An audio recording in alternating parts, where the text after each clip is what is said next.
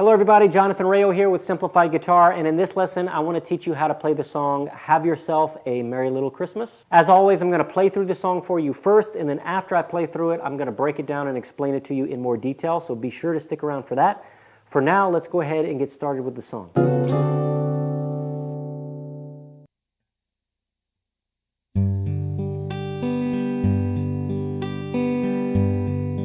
Have yourself a merry little Christmas. Let your heart be light. Next year all our troubles will be out of sight.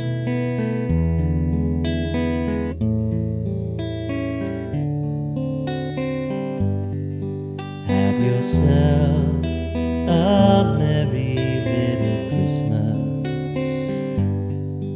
Make the Yuletide gay. Next year all our troubles will be miles away.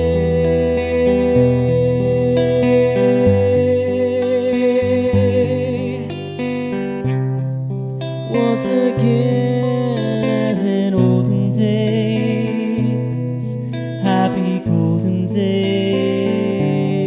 of yore.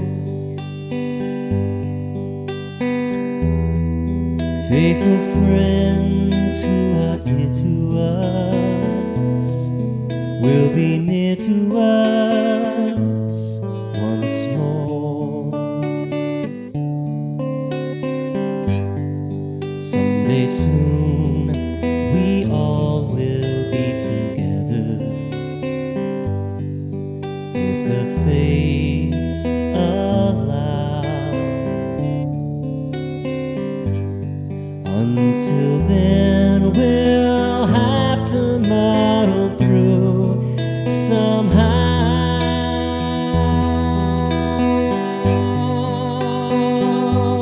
So have yourself a merry little Christmas now.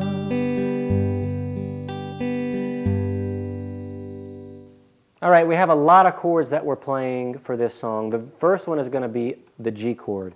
And you might be wondering why I'm using this G chord with second, third, and fourth finger instead of this G chord, which is the chord I usually use if you watch any of my other song tutorials.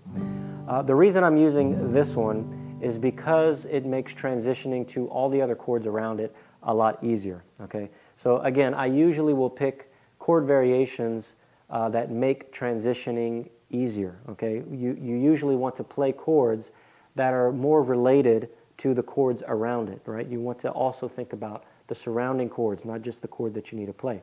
So even though we could play this G chord, it'll just make all the other transitions to and from the G a little bit more complicated. So I'm just going to use this one here.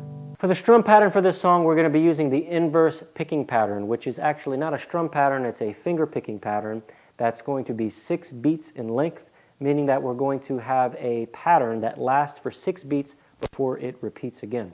So for this finger picking pattern, we're going to be cutting it in half. And the first 3 beats, we're going to be plucking from low pitch to high pitch with our thumb, and then we're going to reverse it, and we're going to pick from high pitch to low pitch with our index finger. So to give you an example, I'm going to hold the C chord down, and the root note, I need to always start in any finger picking pattern, I need to start with the root note. And in this case with the C chord, the root note's going to be that A string, which is my C note. So my thumb is going to pluck that root note first, and that's going to set the key or set the chord. It's going to let everybody know what chord I'm playing by hitting that root note first. Okay? So I'm going to hit that root note, and then I'm going to go from A, I'm going to play A, D, G with my thumb. So I'm going down in pitch. And then I'm going to reverse that. I'm going to go to the highest pitch with my index finger, and I'm going to play down from there. Now I can use my ring finger, or my middle finger if I want, and do middle, index, whatever's more comfortable. It really doesn't matter. Okay, so it's super simple finger picking pattern. One thing to remember is if we're playing a chord that uses the E string, the low E string, such as the G chord, or the E, any E chord will use the E string. Let me just do the G for an example. If I'm going to use that E string, I'm going to start, that's my root note. I'm going to skip the A string after that. I'm going to hit that root note, and then I'm going to skip the A string and play the D and G string, like that.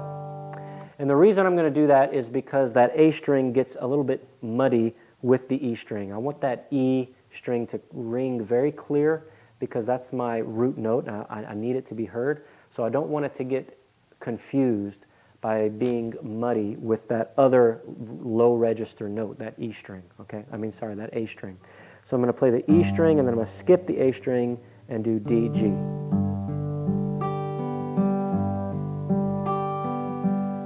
And the other one that's a little bit different is the D chord. So anytime we play, if it's a D major or D minor or D7, there's the D7 in this song. So I'll just hold the D7 here.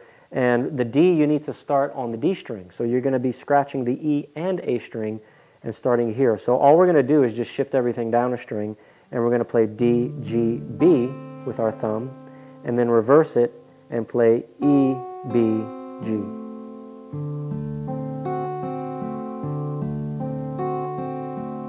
All right, I hope you found this lesson useful. If you liked it, please give it a thumbs up. Don't forget to subscribe to the channel, and I hope to see you in the next lesson. Take care.